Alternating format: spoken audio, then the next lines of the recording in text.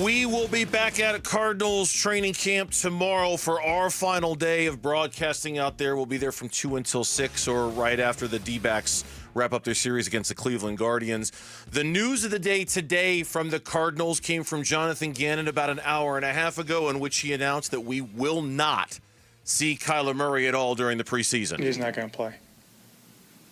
Whole preseason? Whole preseason. Whole preseason. Give us a why, Coach. Like I said, case by case. I like where he's at right now.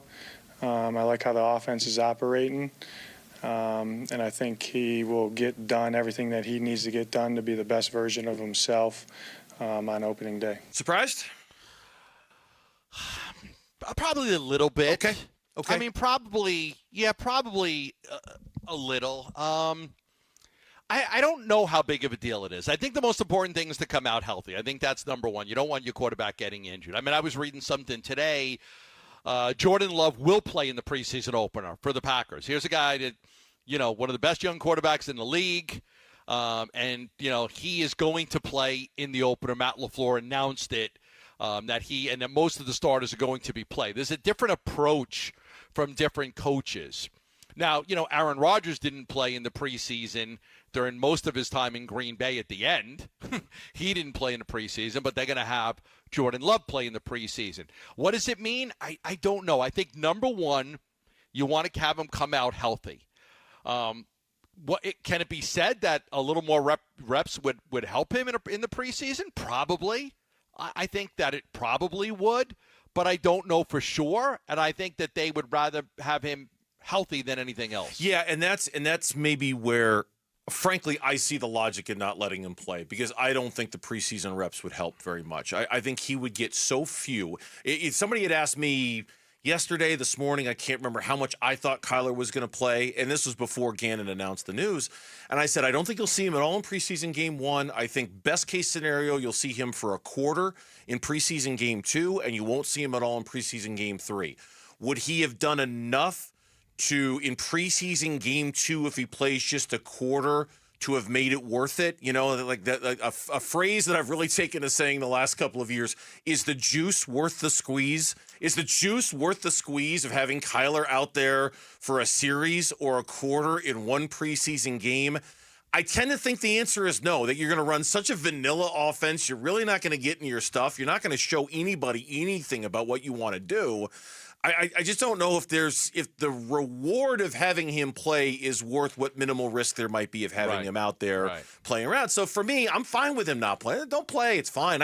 You know me and how I feel about the preseason. It's valuable for guy number 45 on the roster, for guy number 40 on the roster, guy number 54.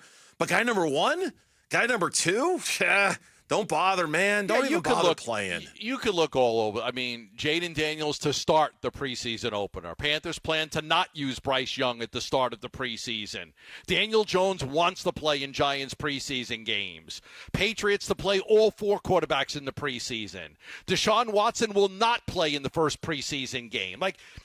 It's kind of all over the map a little bit, Yeah. It is. It's kind of all over the map. So Raiders quarterback competition to play out in the preseason. Teams that don't have a bona fide number 1 guy are going to play it out, and they're going to let all those guys play. And teams that do, you're going to see some play and some not play. Yeah, one more from Jonathan Gannon on these joint practices they have with the Indianapolis Colts, and whether that plays a role in why Kyler's not going to play in the preseason. Because some people believe that you can actually get more out of the joint practices than you can out of a preseason game. Will a big part of that be because he'll be participating next week against another team? Correct, Howard.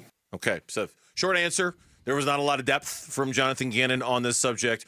As far as Marvin Harrison Jr. goes, the coach said today, and here's a longer answer on how many players will not play the whole preseason. Here's what Gannon had to say about that. I'm not going to get into all of it, Josh, but it's really is case by case, whether it be, how old they are, health, if I want to see them play, if they're competing for roles. They're all competing for roles right now.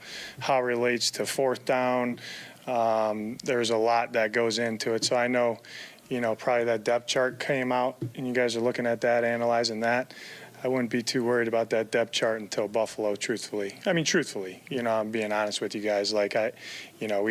People got to line up and play, but, because somebody's out there, somebody's not. It really is case by case by all these different factors that myself, Monty, the coaching staff, we have to weigh, and we're always going to do what we think is best for the team come Buffalo. So that's what we're doing. Specifically as it relates to Marvin Harrison Jr., he said that he knows whether Marvin Harrison Jr. is going to play in the preseason. He just will not reveal whether MHJ is going to play or not in the preseason. So he knows, but he's not saying. We are trending towards an extra NFL regular season game and one less preseason game anyway. The trend is going down. 4 games to 3. You know it's eventually going to be 2. And once you get to 2, I don't know, if anybody's going to play the main starters, guys that, big money guys or guys that you can't afford to lose and risk an injury. I think I think it's trending that way. But I think Russell Wilson last year with Denver, Mitch could probably attest to this. He wanted to play and he played. And I think Trevor Lawrence played. And there are guys that do, Derek Carr, there are guys that do want to play in the preseason and get some reps under their belt. But I just think with the amount of money that these quarterbacks are getting and the injury and the risk factor, nobody wants to lose their quarterback in a preseason game.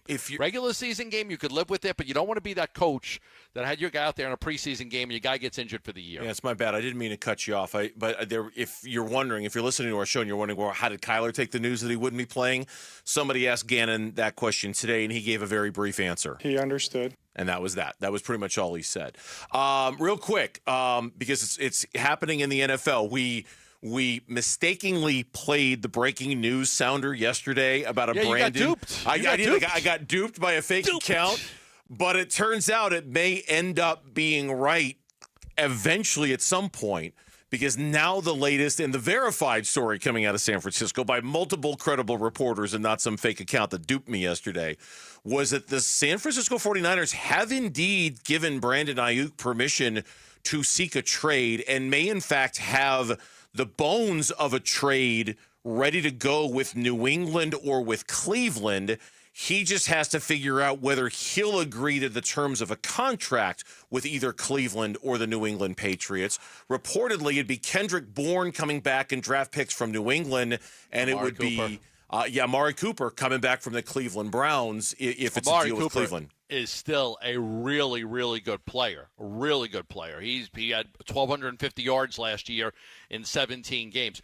San Francisco's trying to win a Super Bowl. They're not going to trade. If they trade Brandon Aiyuk, it's not going to be for like a future pick. It has to be for a player coming back that can help them. Has to be. They're not in a position to trade a good player that helps them win now for a pick down the road. Trying to win a Super Bowl.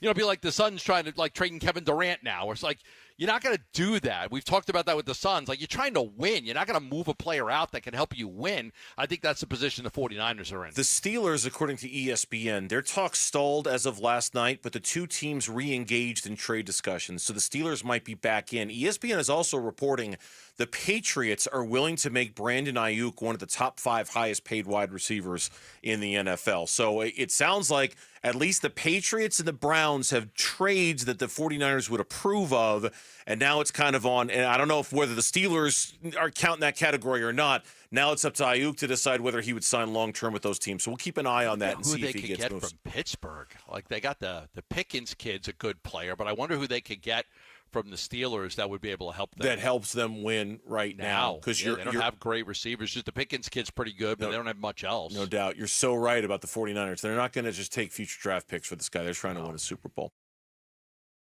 Thanks for watching Burns and Gambo. Click to see more from the guys and hit the button in the middle to subscribe so you never miss a video from Arizona sports.